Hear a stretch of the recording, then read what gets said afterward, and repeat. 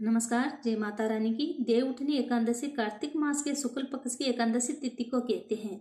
इस दिन भगवान विष्णु के साथ समस्त देवगण 4 महीने की निद्रा के बाद जागृत होते हैं और सृष्टि का कायाभार संभालते हैं। इस दिन भगवान विष्णु की विधि विधान से पूजा की जाती है और उनकी प्रिय वस्तुओं का भोग लगाया जाता है। इसके साथ ही पूजा में देवउठनी एकादशी की व्रत कथा का पाठ किया जाता है। इसका पाठ करने से आपको भगवान विष्णु का आशीर्वाद मिलने के साथ ही आपको व्रत का दुगना फल प्राप्त होता है। आइए देखते हैं देवउठनी एकादशी की व्रत कथा। एक राजा के राज्य में सभी लोग एकादशी का व्रत रखते थे।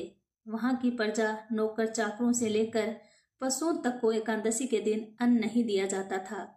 एक दिन किसी दूसरे राज्य का एक व्यक्ति राजा के पास आकर बोला, महाराज कृपा करके मुझे नौकरी पर रख ले। तब राजा ने उसके सामने एक शर्त रखी कि ठीक है, रख लेते हैं, लेकिन रोज तो तुम्हें खाने को सब कुछ मिलेगा, पर एकादशी को अन्न नहीं मिलेगा।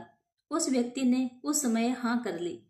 पर एकादशी के दिन जब उसे फलाहार का सामान दिया गया तो वह राजा के सामने जाकर गिड़गिड़ाने लगा, महाराज इससे मेरा पेट नहीं भरेगा, मैं भूखा ही मर जाऊंगा, मुझे खाने के लिए अन्न दे दो। राजा ने उसे शरत की बात याद दिलाई, फिर भी वह अपनी बात पर अड़ा रहा और अन्न छोड़ने को राजी नहीं हुआ। तब राजा ने उसे आटा, दाल, चावल आदि दिए।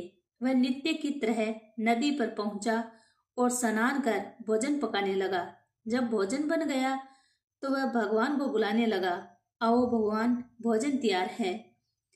उसके बुलाने पर पीताम्बर धारण किए भगवान चतुर्भुज रूप में आ पहुंचे और प्रेम से उसके साथ भोजन करने लगे। भोजन आदि करके भगवान अंतर्ध्यान हो गए। वह अपने काम पर चला गया। 15 दिन बाद अगली एकादशी को वह राजा को कहने लगा कि महाराज मुझे दुगना सामान दीजिए। उस दिन में तो भूखा ही रह गया।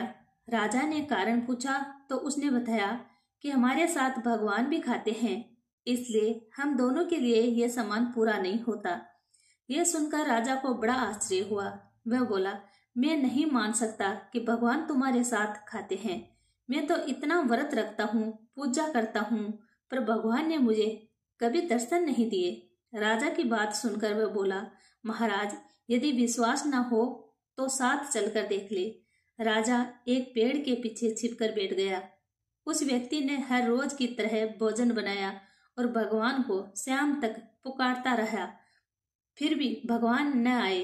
अंत में उसने कहा, हे भगवान, यदि आप नहीं आए तो मैं नदी में कूदकर प्राण त्याग दूंगा। फिर भी भगवान नहीं आए। तब वह प्राण त्यागने के उद्देश्य से नदी की तरफ बढ़ा।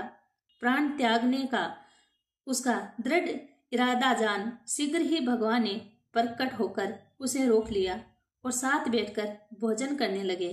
खा पी कर वे उसे अपने विमान में बैठकर अपने धाम ले गए।